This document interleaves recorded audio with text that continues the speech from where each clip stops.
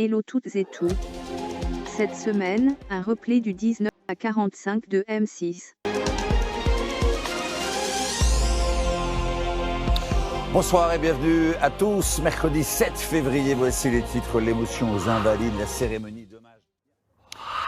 Quel est le lien entre un carton de pizza, du fil dentaire et des poils anti-adhésifs? Tous contiennent des PFAS, des substances chimiques toxiques extrêmement persistantes dont l'effet néfaste sur l'organisme humain est avéré. Pour l'heure, il n'existe aucune loi, ni en France ni en Europe, pour les interdire totalement, et les usines qui utilisent ces substances ne sont soumises à aucune norme de dépollution. Jérôme Régali et Xavier Delacozy. En 1995, Estelle emménage à Rousson avec sa famille. De sa fenêtre, l'usine de Salindre, productrice de PFAS pour des industriels. 24 ans plus tard, en 2019, son père est atteint d'une tumeur au cerveau. Il a été opéré en mars, on lui a ôté la tumeur. Au mois de juin, elle était revenue dans sa totalité. Et il est décédé en juin 2020. Au départ, aucun rapport n'est établi entre l'usine et le cancer de son père. Nous, on a fait le lien quand l'enquête est parue dans la presse et qu'on a vu qu'il y avait plus de cas de glioblastome sur Rousson et Salindre qu'ailleurs en France. Donc là, oui, on a percuté que le voisin était déjà décédé de la même maladie.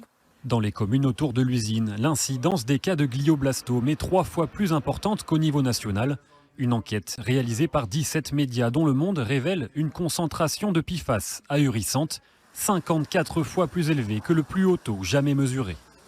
À 20 km de là, en aval de l'usine, on retrouve des PFAS dans l'eau potable, alors qu'en France, la valeur sanitaire maximale est de 75 nanogrammes de PFAS par litre. À Moussac, le taux explose, 18 000 nanogrammes par litre.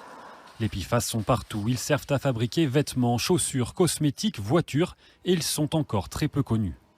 Dans un rapport commandé par le gouvernement, des préconisations sont faites pour tenter de trouver des solutions.